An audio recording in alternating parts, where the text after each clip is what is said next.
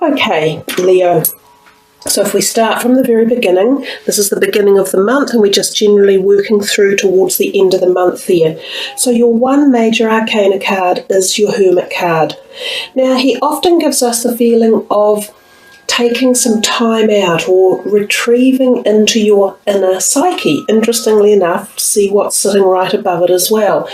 It's as if there might be a period in May at the beginning where you want to just be yourself and be on your own a bit. Maybe contemplate life or situations in your life or directions that you're going in. Oftentimes the Hermit, because he's one of the major arcanas, and you know my thoughts on that by now, I'm sure, that when these turn up, it's as if the universe is directing something that's going to happen more than you controlling it. So it might just be a situation that crops up or a certain pathway that you're heading down or people in your life right at the moment that are there for a specific reason. They are all going towards making the path and the journey of the you that you are. But sometimes we do need to contemplate exactly, do we go down the high road or the low road? Do we go with this person or that option? And that's what the Hermit can indicate. If we look at it from a health perspective, he can give the feeling that you might be, a little bit somber or just down maybe, and it is often a beautiful time to reconnect at your core level or your soul level. It's a time for rebalancing your physical body. It can be attending to more sleep, having more rest and eating well and making sure your diet is right. It can also be a time when you might be letting things go from the past that you literally no longer serve you, or that they are moving out and away from you. As I say, possibly not by your own choice, but it's just happening and you can feel it sort of easing away. Often after spending a little bit of time in either meditation or thinking about the directions that you want to go in, the Hermit gives us the light that we seek. He reinstigates the energy and the light and the path moving forward, and sometimes your positions or your choices you make will become clearer after spending a little bit of this time with his sort of energies. Now we come next to the Ten of Wands, sort of the second week of May, if you like, and we see this guy here. He's labouring away like nothing, isn't he? So we've almost gone from this sort of reticent feeling and inner peace and solitude to this out here. He's back in the full sun and he's working away really hard, and it is sort of your Leo energy. Your Leos is the fire sign. You're known for your strength and determination and willpower, and this card actually exudes all of that. But what it can suggest again is that you may still have a little bit too much on your shoulders, so you may either have a lot going on or a lot of options still around you, which might be why you ended up here in the first week trying to sort some of that out. I always think that this is a great position to be in reality, because if we didn't have all this stuff going on in our lives, we'd probably be pretty bored and be thinking, oh, nothing's happening. You know, I've got no choices, I've got no options. So I always think when we've got options and choices and activity and people to think of and things to do, it means that we're fully engaged. We're as engaged as we can be in our lives. But again, it's a little bit of a message of just pace yourself, make sure you're not taking on more than you can cope with. And also this can be an energy of taking on other people's worries or helping to support them. So there may be some people in your life around you that really do need your help in the month of May, and you will be a great person to offer support for them. But as I say, just balance the load. Do what he's doing. He's balancing it well enough. He can carry all of these 10 wands quite stealthily, and he's still moving forward at the same time. So I guess from my perspective, it could be a card that there could be options or offerings coming to you. You may be looking for a job, and you could have a couple of job offers in the potentiality of looking into. Or there could be other people in your life that you feel that are depending on you and that you have to support. Or there could just be so many jolly things you've got on your mind, literally a whole bunch of stuff. You're just not sure how to balance it all. So take the time and do that. This one, when we come to the 3rd week of May, we see this gorgeous 9 of Pentacles. Look at her, she's, quite happy counting her money. It reminds me of the old nursery rhyme, the king is in his parlour counting out his money. It's a little bit like her. She signifies wealth, and she signifies being satisfied with the wealth around her. So we think of this card as primarily, I guess, your financial sector. And your finances, in theory, when this card appears, should be running along kind of steady, or showing us that you've made some sort of gains in your financial sector. You may have even had an increase in money coming in, or you might be figuring out how to invest money that you've got put aside. You might be thinking about whether do I put it into the stock market, because the stock market's kind of doing quite well at the moment in certain areas. You might be thinking of investing in money, overseas money. I can tell you now the Australian dollar is a fairly good one to buy right now. So there might be thoughts like that you could be contemplating. Health-wise, she's would show sunny health. So if you've had some health issues, which you may have had at the beginning of May, they should be ebbing away a bit and balancing out a little bit more and bringing in the sunny vibration, which always helps us to feel better, re-energizes us at all the levels, cellular, emotional and physical. The sun is such an amazing healing tool, and in centuries gone by, it was one of the first points of healing that people used for wounds, for depression, for mood issues, and we've sort of forgotten that as we've moved through into the current way we live, especially in the Western world.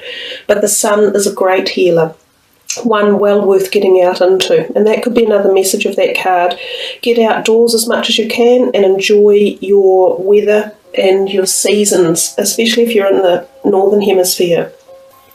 We come to this card and we see the 7 of Pentacles, and look, I hadn't thought of this before, but it's giving us the same message again. They're almost identical. This is this beautiful stack of money that he's looking there, contemplating and feeling quite proud of. So for various perspectives, we can think again, it's money.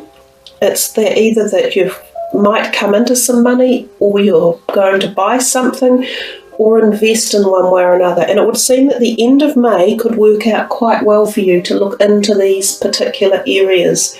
And as I say, as a personal little tip, if you've got some money, I'd be buying Australian dollars at the moment. It's a fairly good, especially for New Zealanders anyhow, it's a fairly good buying point at the moment, because the Australian economy is in a little bit of a downturn. So let's just have a look at some other perspectives of those cards. I do think that basically these two point quite strongly to some sort of, I can't get past the fact that they're pointing to some sort of financial stability or reward of some sort that either comes your way in the latter part of May or is there for you to uplift and enjoy. It can also just be the rewards of being satisfied in your job or career, and knowing that you are rewarded from that perspective, that your job should be rolling along quite safe and that you're well thought of in your job. It's like this, the hard-working person who everyone appreciates in life. They're useful, they're grounded, they're capable of being important to others, and they make quite good, right, healthy decisions. So overall, Leo, you've got a little bit of an inner start and maybe a bit of stress factor going on here in the beginning of your reading, but towards the end it seems to pan out and feel a lot more solid and stable. So let's look at some other cards that I'm going to be doing for the readings. These are these lovely cards by Tony Salarino. Now, they're quite good for getting into our inner perspective, thoughts and feelings and emotions that we often don't necessarily talk about in public, or nut out too difficult or too much even with our own selves. So I sort of call them the cards that can get to the shadow energies in our life. Things that we do need to think about and address, but as I say, often we don't. So let's see what comes up here for you guys. Angel of Prayer. Ask the universe and the angels will help. and offer guidance. So if you've been feeling stressed or worried about a particular subject or topic matter, know that you're never alone, and know that when you connect with a higher perspective, or you go out slightly from yourself and you connect with the universe, some people call it a God or creator or whoever it is or whatever it is that resonates with you, that you feel you can just connect with and pass along your prayers, maybe it is the word, it says the angel of prayer, and you can ask for help, universal help, in sorting out what it is that's bothering you. And once you ask, it's a little bit like that other saying, a problem shared is a problem halved, or something like that. I can't quite recall it. But when you put out your intentions, or you put out your desire for help in resolving a situation, you're asking the universe to collaborate with you, and you've got so many more options that will be opened up for you to look into and try to figure out a way to solve it. Often when it's just yourself, you feel very alone, and you feel like, oh my God, I just can't find a way out of this, and I don't know which way to go. Whereas, as I say, if you ask and you open it right out to the universe, you'll be surprised at the possible outcomes that are out there for you that you may not have thought of, or couldn't see, or just didn't believe would be able to happen.